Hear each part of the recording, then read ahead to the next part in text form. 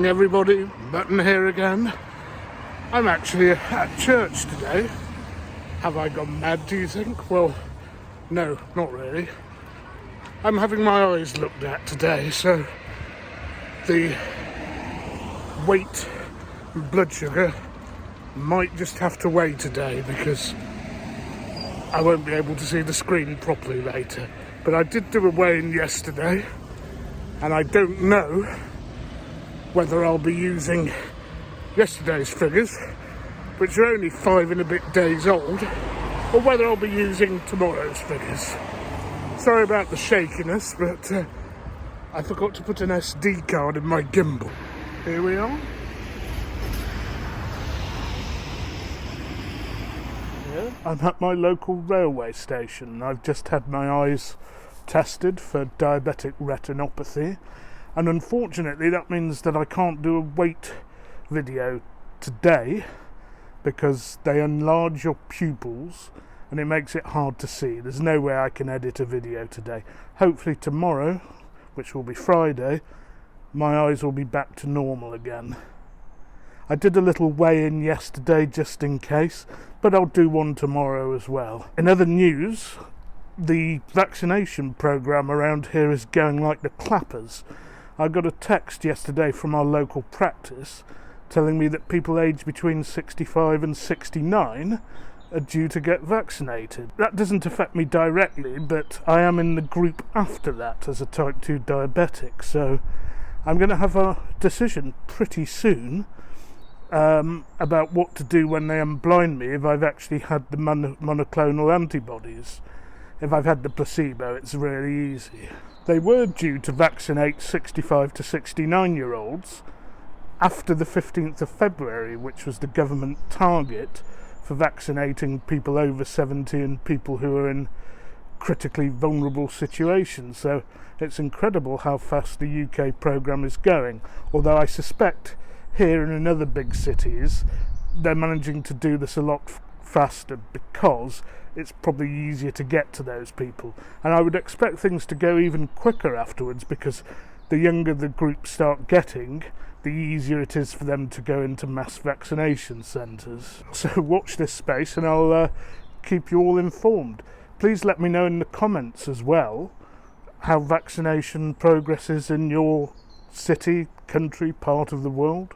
And if you're wondering why I'm wearing a face mask outdoors with nobody else on the station, it's because it's a legal requirement.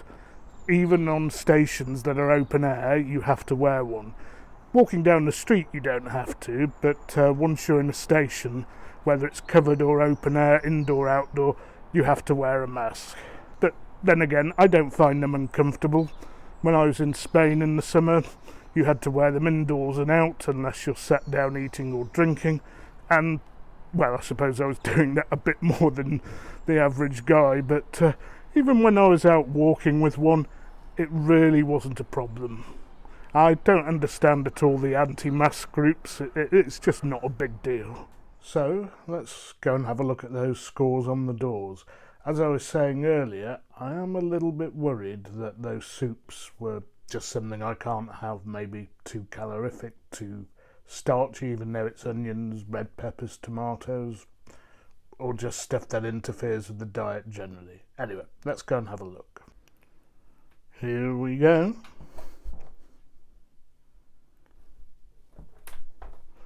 And our survey says, wow, that is good. That is excellent. 121.5. If I can keep that up for another 4 weeks, wow. Now for the blood sugar test. I do hope it's as good as that weigh-in.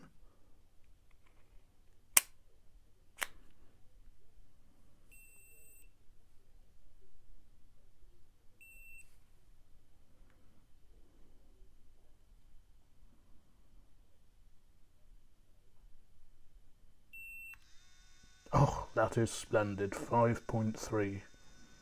Happy days. Well, I'm really happy about that. Those are tremendous figures.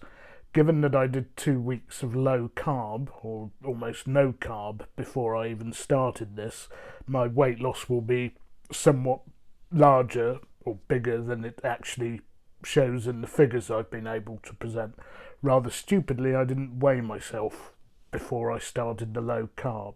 But if we examine this week's scores on the doors, my weight has gone down from 124.4 kilograms to 121.5. That's 2.9, nearly 3 kilos. And if I carry on at that rate for the remaining 4 weeks, I won't have to do any extra weeks, because don't forget, we then move on to 2 shakes and a light meal, and then down to, for a week or 2, and then down to 1 shake. Fingers crossed, as we speak, it's day 30 out of 56.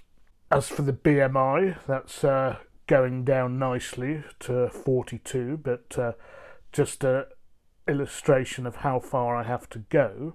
Just to get to the overweight category, I have to get to 30. That's going to take a long time. So, looks like I'll be stuck in the obese category for some time yet. And blood sugar, that really is down where I want it to be. 5.3, excellent fasting blood sugar.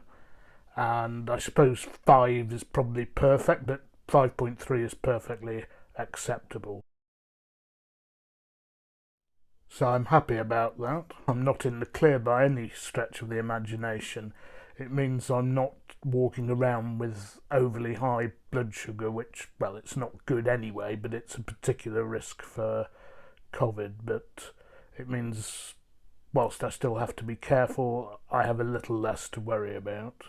So if I look at a vague timetable for all of this, I guess that means I'll be off the shakes in early March, or off 3 shakes a day in early March, come April, on whatever my new diet is. And that's going to be the difficult bit, because I don't really have many choices at the moment. It's making good choices which is going to be the hard thing. And then when things open up, they're saying May, I've really got to keep my discipline.